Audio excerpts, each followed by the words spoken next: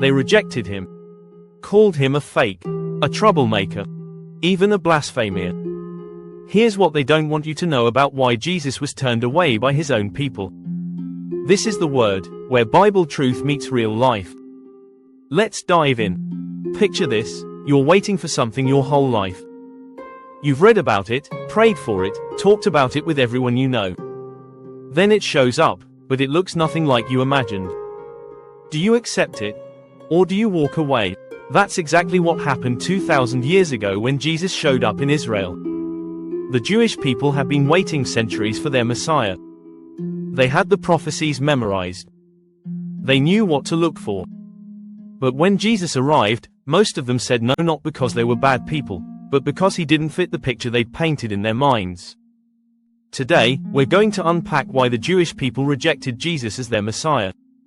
And here's the thing: their story is our story. Because we all do the same thing. We create an image of who God should be, how he should move, what he should fix in our lives. And when he shows up differently, we miss him completely. Let's set the scene. First century Judea wasn't a free nation. Rome had its boot on their neck. Soldiers everywhere. Taxes crushing families. Violence in the streets. The Jewish people were desperate for freedom, and they had every reason to be. For hundreds of years, they'd been reading prophecies about a Messiah. Isaiah talked about a ruler who would bring justice. Jeremiah promised the restoration of Israel. These weren't just nice ideas, they were survival plans. The Messiah was supposed to be their way out. So what were they expecting? A warrior king. Someone like David who could take down Goliath-sized problems. A political leader who'd kick Rome out and restore Israel's glory. They wanted someone who'd fix their external problems, the occupation, the poverty, the oppression. Think about how this connects to your life right now. Maybe you're praying for God to fix your money problems. Or heal a broken relationship. Or give you that job. And you've got a clear picture of how he should do it. You can see it perfectly in your mind. But what if God wants to do something deeper first? Something you're not asking for. Then Jesus shows up. And from day one, he's not what anyone expected. He's born in a barn, not a palace. His parents are nobodies, not royalty. He doesn't recruit an army. He gathers fishermen and tax collectors. Instead of storming Jerusalem with soldiers, he's washing people's feet and telling stories about seeds and sheep. But here's where it gets really uncomfortable for the religious leaders. Jesus starts messing with their rules. Picture the Sabbath, the holy day of rest. For the Pharisees, it was non-negotiable. You didn't work. Period. But Jesus, he's out there healing people on the Sabbath. When they confront him, he doesn't apologize. He says, the Sabbath was made for people, not people for the Sabbath. Mark chapter 2 verse 27. That's like someone walking into your church and saying, actually, we've been doing this wrong the whole time. Or take the story in Matthew chapter 9. A paralyzed man gets lowered through a roof to see Jesus. Everyone's expecting a miracle. And Jesus does something wild. He says, your sins are forgiven. The religious leaders lose it. Who can forgive sins but God alone? They ask. And that's exactly the point. Jesus is claiming to be God. Right there. Out loud. In front of everyone. In Jewish tradition, the Shema from Deuteronomy chapter 6 verse 4 says, Hear, O Israel, the Lord our God, the Lord is one. This was the foundation of everything they believed. One God, singular, unique. So when Jesus calls God his Father and acts like he has the same authority as God, they don't truth, instead they hear blasphemy. Here's how this hits home today. How many times have you heard God say something through his word that challenged what you've always believed? Maybe about forgiveness, or money, or relationships. And instead of listening, you argued. But God, that's not how we've always done it. We become like the Pharisees, protecting our version of truth instead of accepting his. Let's go deeper. Jesus didn't just challenge their rules, he redefined everything they thought they knew about righteousness. The religious leaders taught that righteousness came from following the law perfectly. Don't eat this. Do this ritual. Pray at these times. Jesus flips it. He says in Matthew chapter 5 verse 44, "Love your enemies and pray for those who persecute you." Wait, what? Love your enemies? That wasn't in the playbook. The Old Testament talked about justice and consequences. Eye for an eye. But Jesus is preaching radical forgiveness.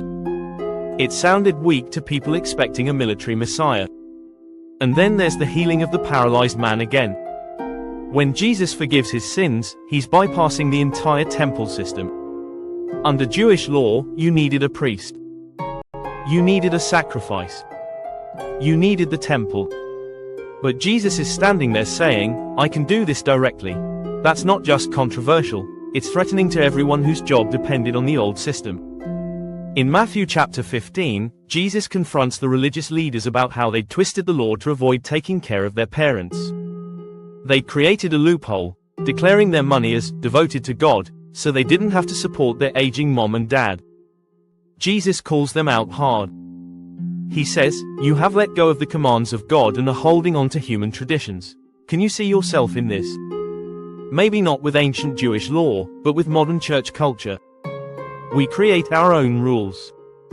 Our own ideas of what a good Christian looks like. And sometimes those ideas have nothing to do with what Jesus actually taught.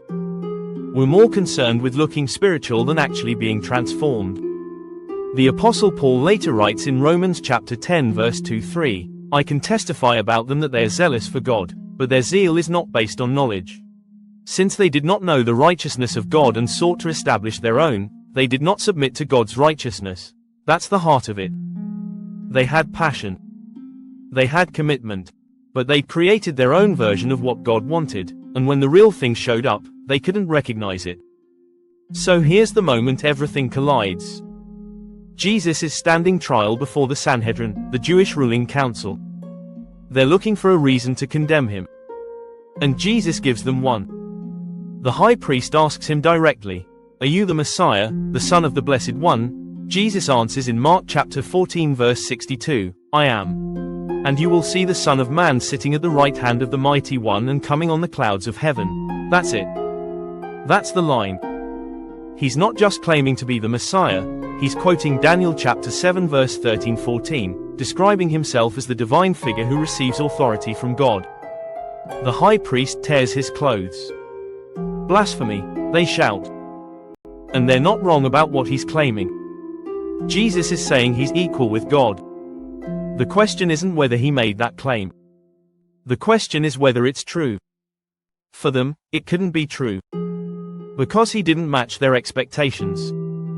He wasn't overthrowing Rome. He wasn't setting up a physical kingdom.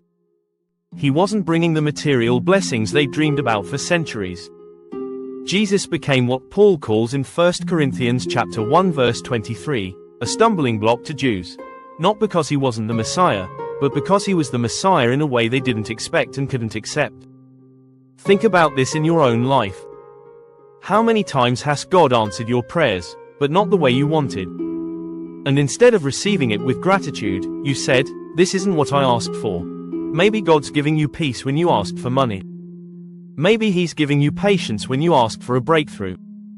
Maybe he's changing you when you wanted him to change your circumstances. The Jewish people wanted a Messiah who would fix their nation. Jesus came to fix their hearts. He came offering spiritual freedom before political freedom. Eternal salvation before temporary relief. And for many, that wasn't enough. So here's where we land. The rejection of Jesus as Messiah wasn't about God failing to show up. It was about people missing what was right in front of them because they were looking for something else. Jesus fulfilled the prophecies, just not on the timeline or in the way they expected. His first coming was about redemption, forgiveness, and establishing a spiritual kingdom. The prophecies about a ruling Messiah who brings physical restoration. Those point to his second coming. The Jewish expectation wasn't wrong, it was incomplete.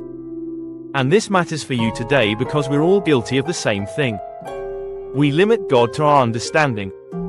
We create our own picture of what he should do, and when he moves differently, we either miss it or reject it. Maybe you've been waiting for God to move in your life, and you're frustrated because nothing's happening. But what if something is happening, just not what you're looking for? What if God's trying to do heart surgery, but you keep asking for a band-aid? Romans chapter 11 verse 11 says that Israel's rejection of Jesus opened the door for the Gentiles to receive salvation. What looked like a tragedy became part of God's bigger plan. Your rejection, your waiting, your confusion, God can use it all if you'll stop demanding he fit your picture and start trusting his. Jesus didn't come to meet expectations. He came to exceed them in ways we'd never imagine. Want to see how this story continues? Stick around for our next video. It was never Adam's rib. We're uncovering the real story of Eve's creation that'll blow your mind. Stay blessed, Word fam.